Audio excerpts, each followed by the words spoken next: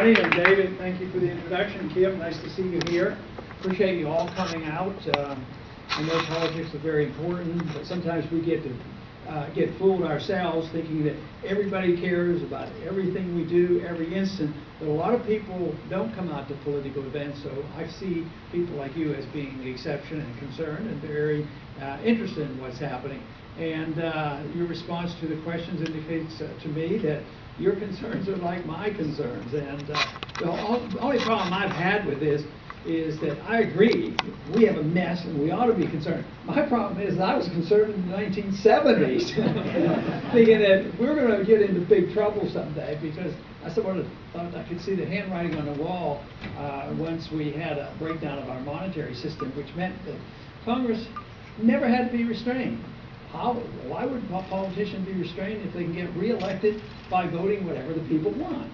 And then if you don't have enough tax money, you can't borrow enough, you just print the money. That never made any sense to me, and I thought, well, this is going to lead to a lot of trouble, and it has. And it's very hard for me, I think it's very hard for anybody to understand the mess we're in without understanding the monetary system.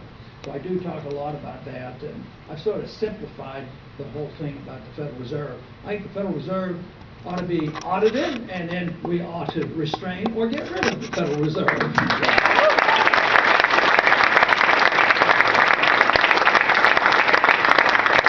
Because the inevitable results are here now. Over these many years, it's about 40 years since Bretton Woods broke down. That was when the last link to gold disappeared. But over that period of time, we did have recessions. They came and went, and yet the stimulation of more spending and more printing press money generally got us out of a recession. But we finally got to the point where productivity couldn't keep up. We've undermined our society and our system to such a point that we've had to live on borrowed money for the last 20 years or so. Now we're the biggest debtor nation in the history of the world. We owe over $3 trillion. In contrast to the country that we see and look down upon because we think of them as old-fashioned communists, which they no longer are. The Chinese are pretty good at capitalism right now. They make stuff and they save money. They have $3 trillion in the bank. Well, we're over in Afghanistan losing lives and wasting all this wealth that we have. The Chinese are over there buying up natural resources.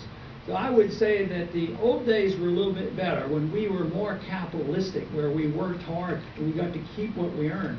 Today, we are seeing the results of living on borrowed money. An individual or a country that lives beyond themselves will have to live beneath themselves. I mean, if it's artificially high, once you get caught up, you have to pay the bills. And individuals recognize this a little easier. You just don't get another credit card, and you have to quit spending. You have to either get another job or go into bankruptcy. A country is a lot different. A country can delay it. And we have been able to delay it especially long because after the Bretton Woods agreement broke down, they allowed us to have the ability to have the dollar as the reserve currency of the world. It was to be used as if it were gold, but it wasn't gold. And therefore, we had tremendous benefits on the short run, but the long run is here today, and people aren't going to accept the idea that we can just print money and buy whatever we want. If that would be the case, if this would continue, that would mean that Americans don't have to work ever again. All we have to do is have the Federal Reserve there printing money. And obviously that can't work. And my greatest concern in recent months has been, of course, what everybody else is talking about, and that is the debt impasse. You know, in Washington, D.C., what are we going to do if we don't raise the debt limit? And we're at a point which is not unusual. It's happened many times before, when the government spends so much and gets in so much debt they can't pay it. When governments get this fall, the bad news is they always default. They always default because even though there's theory is that you could work your way out of it, and I work with the assumption that maybe we'll wake up, but history has shown that they always default.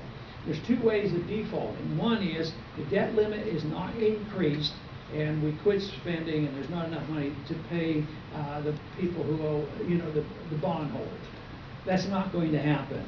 That will not happen. We will pay the bondholders, and that'll be a different problem. And that's the market. The market is always saying when there's out of balance of too much spending and too much debt, the laws of economics say, well, you have to go back, withdraw and quit spending and go back to hard work and effort and savings. But what countries inevitably do, and what I believe we will do, and we're in the process of doing, and that is continue the printing presses. And then we pay off our debts with cheap money. You know, if the government owes you $10,000 from a treasury bond, and after 10 years they give you your money, but what if it only buys $2,000 worth of goods? They've defaulted on $8,000. It's the purchasing power that counts.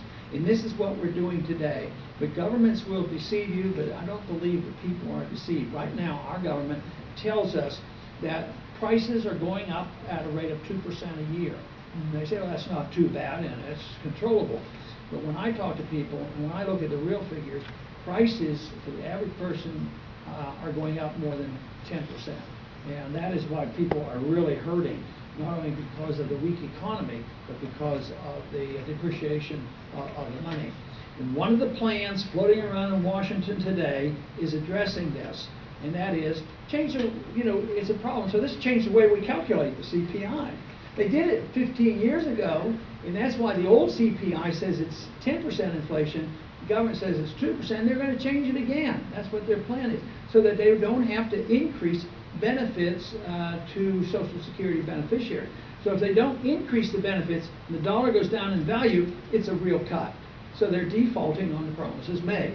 And that's going to be a big problem for all of us, because it's going to cause a lot of anger. And yet we have to get back to a much sounder economy. I am convinced that you can't solve the problems we have today if you don't understand how we got there. It has to do with the business cycle. It has to do with the Federal Reserve. It has to do with spending too much. It has to do with too much borrowing, too much regulating, too much printing press money. And what have we done for the past 3 years?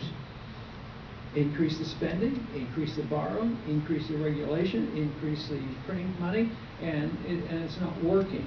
And so you can't solve the problems by just doing more of the same thing. And yet, we will have to face up to what's happening today. The reason they haven't come up with an easy answer, because there is no easy answer. I am convinced, though, if you did the right thing, if you just told the people the truth, said we can't pay our bills, and then restored a free market economy, restored sound money, restored the principle that says that not only is the government not allowed to steal the wealth from your dollar, but the government shouldn't assume they own your income when you're working. Today, the government says they own your income and they let you keep a certain percentage. Now, if you accept that on principle, the next step is you really reject the whole notion of an income tax. And that is what I believe in.